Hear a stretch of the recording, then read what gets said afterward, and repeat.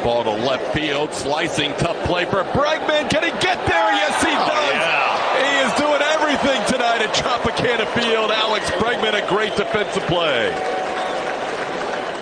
He also had a home run for a fourth straight game. He had a double in a 3-for-4 game, and he has been on a tear. Started off the year, his first 37 games, hitting .201.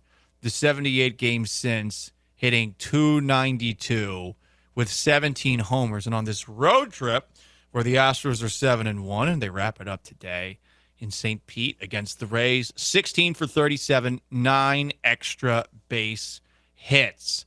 After last night's game, Alex Bregman had this to say about his recent play. I feel really good, man. Just trying to keep rolling, stick to the same things we've been doing pre and post game. I feel like swinging as good as I ever have in my career, so I feel good. Swinging as good as I ever have in my career. Yeah, even better than 2018 when he was top 5 in MVP. Probably Next not. Year, runner-up. Runner-up. I don't think he'll ever top 2019, but the way he's playing of late does make you think to yourself, do I want to give him this extension? I mean, I know we want to, like we said yesterday. I said lifetime contract. You did, and then as long as he be alive till he's 34. Yes, when I say that, I always think players don't play that long. I think that these players who are playing into their 40s are I think they're more rarities. You'd prefer to send him in a nursing home or put him in a meat grinder? Preferably not.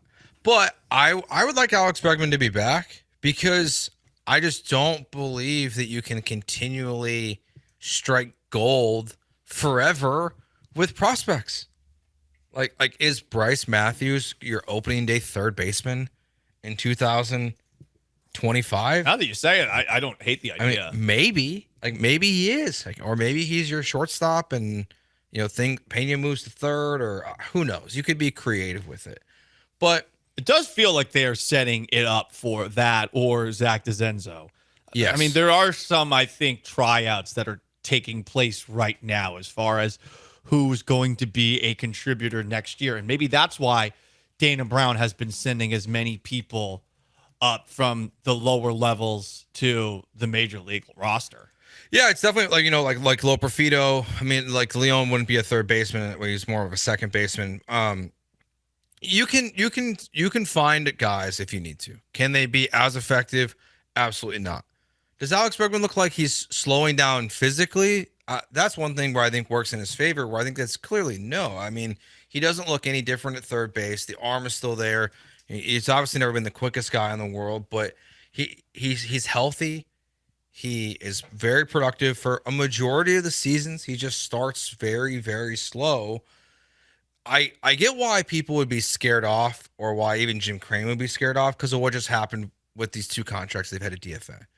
Like that is what I don't know what his financial responsibility reaction to Jose Abreu and Rafael Montero and Lance McCullers is to his own wallet. Like, is he scared to give out contracts after losing so mumuch money on those 3 guys? I'm assuming the answer is no. Probably different for Bregman versus them. Though, yeah. Right? Like Kikuchi probably falls into that category more than Bregman. Yeah, Kikuchi's closer to the Monteros and the Abreus because you're just getting to know them.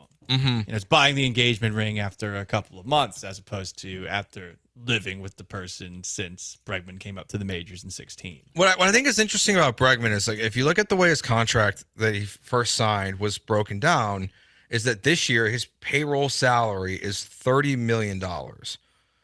So his AAV ends up being $20 million. But if you look at the highest paid third baseman in baseball, there's only 2 guys who make over $30 million AAV. And that's Manny Machado and Rafael Devers. AAV means on an annual basis. Yes. I guess Nolan Arenado does too, it looks like. Nolan Avocado, wow. And still playing baseball?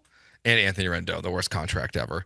No, I like Anthony Rendon. I like his blatant disrespect for baseball. He's just like, I don't want to be here. You said playing baseball, so Rendon doesn't count. Yeah. So there's only a handful of guys. There's only 6 third baseman today that on technically the way the contract is broken down that make more money than Alex Bregman. Okay. So it's not like you have to even give him this massive pay bump to put him into a different category like you would with Kyle Tucker. Kyle Tucker is going to get an extreme pay bump from 1 year to the next because it's Bregman's second contract. Like you can pretty much operate on the same playing field as you've been. Like it's not going to change where you're at with the luxury tax that dramatically. So I would prefer Alex Bregman to be here. I think the team's better off. We all would. Yeah. I don't think that's even a debate, especially with the way he's playing. He's going to start off the season slow. He is going to come alive towards the end of the year, and you hope that he has a good postseason, which some years he has and some years he hasn't. But you could also say the same thing for Jose Altuve, and you could say probably for the most part with Kyle Tucker, it hasn't been up to snuff. Real question is, are you willing to make a long-term investment that's actually going to be something Bregman's going to sign? And I think Bregman's of the opinion they're not even going to bother with it, just based off of how they operated with Correa and with Springer. And okay, who's next up in the ranks? That's why we're all a little bit skeptical right now, as opposed to saying like, hey, let him walk. I think you're right. The odds are against the Astros finding somebody else that's going to step in there immediately. But I mean, if they want to keep this going, they're going to have to continue to bet on themselves, because I feel like from a financial perspective, just given the way that guys are basically breaking down on a regular basis across baseball, not just with the Astros, you kind of want to invest all your money in pitching these days. Yeah. Because you're just going to need to get a surplus of it. You should expect to be losing 2 to 3 guys to Tommy John surgery a year, it feels like. That might be an overstatement, but it's not just an Astros problem. No, it's pretty close. I think they just had the 44th guy this season go out for the year with Tommy John. So okay, so right now, like just doing a little math here, 1.5 Tommy John surgeries per team, and we're not even all the way through the year. Yeah, exactly. There's still plenty of time, and that doesn't count minor leaguers. I think those are just guys who are in the bigs. Okay, there's plenty of guys who are in the minors who you might have projected to be in the bigs this year who have gone out with Tommy John. With Bregman too, it's what happens when he hits the market.